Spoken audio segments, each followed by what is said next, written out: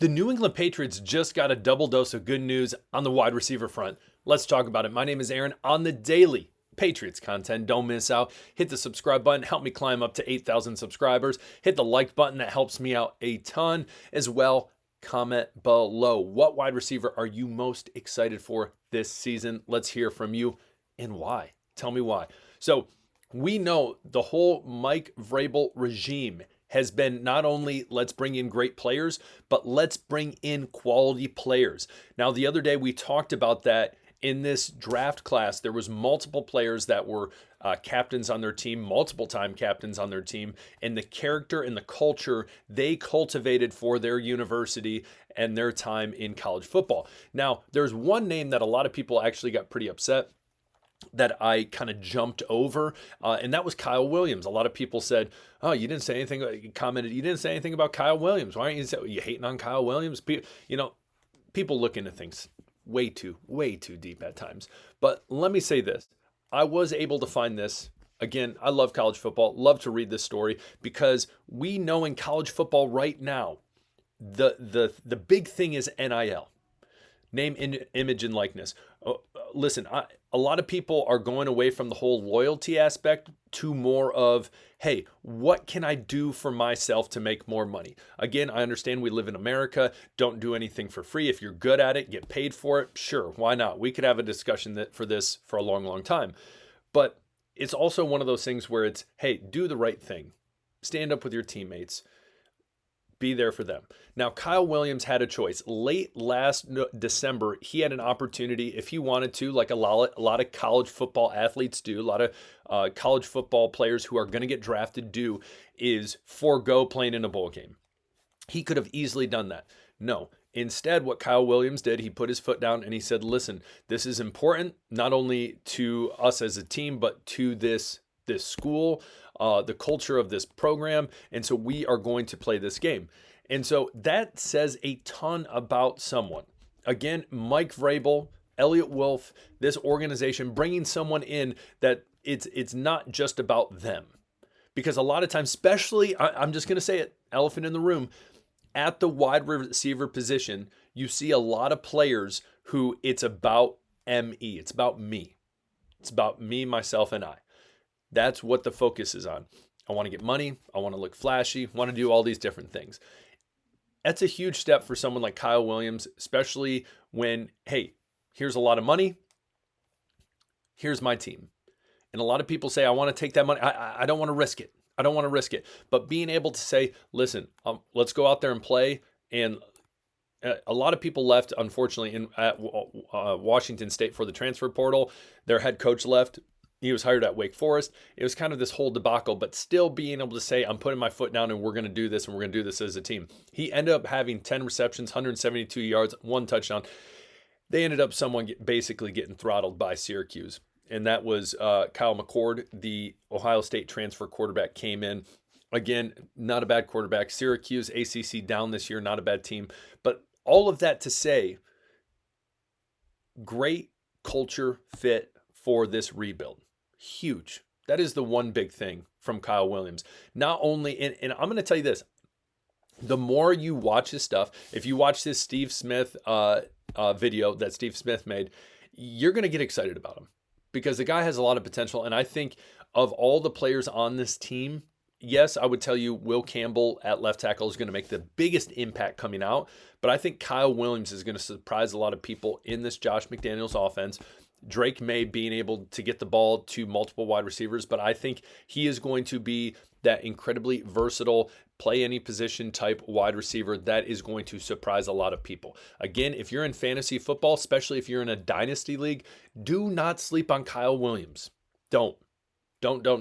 If you're like me and you play in a league where you have a practice squad, I play with Sleeper, Kyle Williams, got him. Threw him on my practice squad. If he starts breaking out this season, which I think he will, I'll take him right off. Boom, you're on the roster. Big dog, let's eat. So, again, great news on the wide receiver front. Type of guy you want in your wide receiver room. Positive, uplifting, challenging, there for his boys. Love it. Next up, same wide receiver room, Stefon Diggs. Now, when Stefon Diggs came in, and even before he came in, a lot of people were saying, I don't, and I'll admit, There was times I had even said it. I try to be as positive, as glass half full as possible on this show, just because I think when it comes to being a fan, you got to have hope in your team. You got to have hope, and it's almost frustrating when you hear all the negativity on a team. And so Stefon Diggs, I'm going to be honest, going into a rebuild, I didn't think he was the perfect fit for the Patriots. And it's very possible. Obviously, you look at different scenarios. We talked about T. Higgins, Brandon Ayuk, Calvin Ridley well ago, Chris Godwin, all these different wide receivers. Even A.J. Brown was in the conversation for a little bit. But all these different wide receivers that probably were a first choice as opposed to Stefon Diggs. But I think when they first had that meeting in Foxborough with Stefon Diggs, again, Stefon Diggs, though maybe some drama follows him around a little bit, I think he is going to be a great voice in that wide receiver room. Again, it's all a culture fit. And Austin Hooper says it right here. And I love this, and I want to point this out. And another reason why this is great is the energy he has and he brings to this team. He's a freak. And when you have that, it's, hey, I am setting the standard up here, and you have to meet me in the standard. Again, we know in this wide receiver room, there's a lot of young guys that didn't shine last year. Kayshon Boutte had his moments. Polk, Baker, frustrating, to say the least. Listen, this is where I'm bringing the energy. If you don't bring it up here, you're not cutting it here. So again, bringing in a guy like Kyle Williams who says, listen, I'm putting my foot down. We're playing in this bowl game, even though I don't have to. Again, loyalty coming into this wide receiver room in this rebuild, huge. Stefon Diggs coming in here saying, listen, this is the energy. This is how it's going to be set. This is what we're going to do. Listen, there's a lot on the line for someone like Stefon Diggs. His legacy, let's be real. His legacy is on the line. He goes to the Patriots and he absolutely sinks. Everyone's just going to say, man, he really, kind of a bummer what happened in Houston, wrecked a relationship in Buffalo, and just rough. Ever since Buffalo went downhill for him. Again, he wants to beat the Bills. There's no one on that team who wants to beat the Bills more than Stefon Diggs. I guarantee it. So again, you have two arguably, I would tell you the offensive line was the worst position group last year, but a lot of people said it was the wide receivers. Again, I agreed to disagree. You had Jacoby Brissett. The man could not ever get comfortable in the pocket. At least Drake May came in, kind of did his, it got a little better just because he was a little more mobile and wasn't as awkward in the pocket as Jacoby Brissett was. But when we really look at it, we really break it down. This wide receiver group is night and day better than last year, and it's going to show. And the bar is set to a high standard, and I think everyone knows that. And people are going to get cut, we know. And so Stefon Diggs and Kyle Williams are going to be the two types of guys that do that. And hopefully, obviously, with Mac Hollins, I guess Mac Hollins is another guy who wants to beat the Bills, obviously, coming from the Bills. So great news out of Stefon Diggs camp as well as Kyle Williams. What do you think? If you haven't answered the question already, who is your favorite? Who are you most excited for to see play wide receiver this year? Again, I'm going to tell you, I'm a big Pop Douglas guy. I like Pop Douglas. I've said that many times. Kayshon Boutte, bring that booty. Solid last name.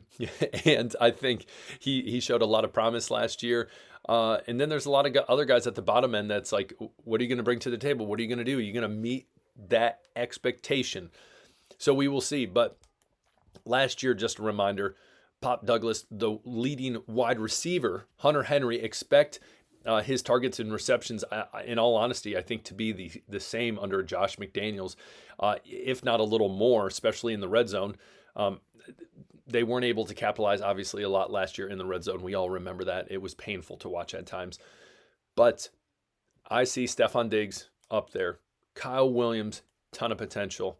Pop Douglas, right there. Mac Hollins, I think he's going to get more playing time than we think. And then the question becomes, is Kayshon Boutte out of the question or not? Or any of these other guys. So comment below. Tell me what you think. Regardless, culture is up in that wide receiver room. It's going to be big for this organization, this franchise. And we're going to see some guys ball out this year. I'm pumped for it. If you haven't already, help me hit 8,000. Hit the subscribe button. We'll talk later. Peace.